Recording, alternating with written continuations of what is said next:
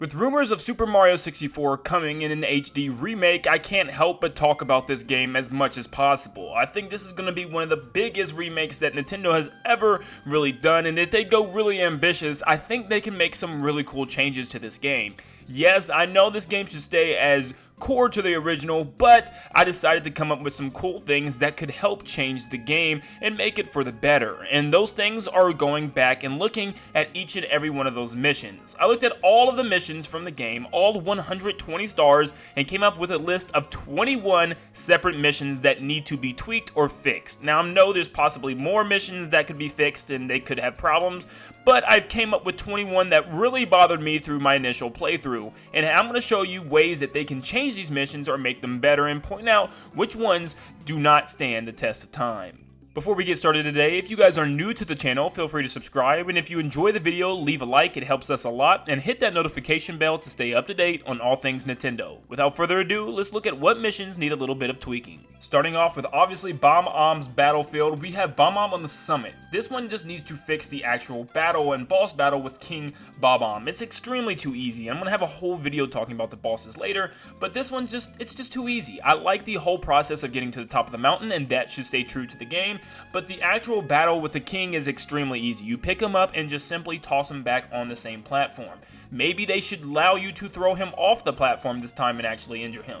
You also have behind Chain Chomp's gate, which is extremely easy to just peg his peg into the ground. Just simply do some butt bounces and he's free to go, bust through the gate, giving you the star. Maybe there's more of a unique way to get to that peg in the first place. Maybe there's a lock on it and you actually need a key to unlock it that's hidden somewhere in the level, and then you can ground pound the stake, making the mission a lot longer and enhancing the gameplay.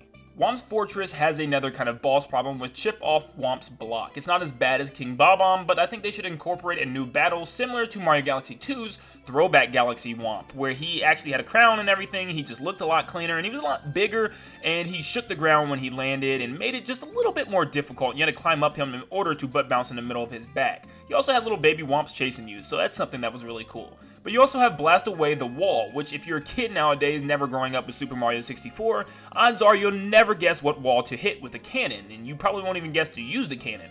Maybe they should have little hints or notes laid around the level that you have to search for and find in order to tell you what to hit. Obviously, us veterans would know, but kids nowadays would be completely lost. Now going over to Jolly Roger Bay, we have Plunder in the Sunken Ship. The eel has a tendency, at least for me, to get stuck lots of the time and doesn't come out on command right when you want him to. So I think this should be a cool way to lure him out, maybe with some type of bait, some type of meat or something that he could come out and try to get, and that would be something that would be really cool to expand on the level. You also have Through the Jet Stream, which is just too easy to me. It's just an excuse to use the metal cap that you found in an outside level from Jolly Roger Bay. So now you go into Jolly Roger Bay, get the metal cap, and completely just sink to the bottom of the water to collect a star. That's all you do, and it just seems extremely too easy and just too lazily put together. And the worst part is you don't even need the metal cap. You can gimp it and swim your way through it, which is just a joke. In Cool Cool Mountain, we have Snowman's Lost His Head. It's very hard to control the head, and sometimes it just loses track of you. I think they could tweak this up a little bit by not having it follow you, but rather have Mario able to touch the snowball and kind of push it along its way. Just like in Mario Sunshine with the watermelon, but just not as bad. Wall kicks will work. This mission sucks because they don't. This is just a blatant lie. The wall kicks will not work because they're just designed so weird in this game. I think this is definitely going to be something that's changed. It's part of Mario's internal moveset, so obviously it'll get fixed. He just needs a wall slide so he can better jump off of walls. This is an easy fix, and this mission will be a lot better in the remade version. The only other thing I could probably add with Cool Cool Mountain is maybe make that ice slide a little bit longer? I don't know, that's about it.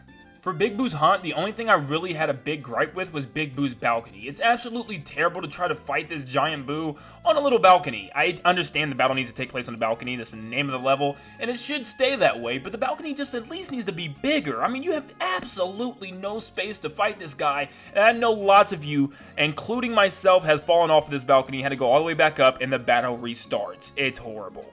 And then getting onto the top of the mansion can definitely be a hassle if you're not careful. Hazy Maze Cave, the only one I really have is Watch for the Rolling Rocks. This one is kind of random. You just wall jump randomly by the rolling rocks, which is obviously a hint in the title of the level, but you wall jump on a random area and reach a random ledge with a random star. It's just all random. Maybe there should be another part of the level up there once you get up there, but it just seems a little bit rushed and just sloppily put together. Shifting Sandland is probably one of my favorite worlds, and it has so many unique different level attributes, but Pyramid Puzzle is kind of weird because all you're doing is collecting these coins that are technically the secrets to the puzzle. I don't see what's so secret about collecting coins, and the game does this a lot with different things, and I'll get to them when I get to them, but this one is just a little weird. I wish the Pyramid Puzzle was actually different puzzles across the pyramid that you had to solve individually in order to make some type of one grand puzzle and to get the Power Star, but the coin, the little secret coin thing, it's just not cutting it for me.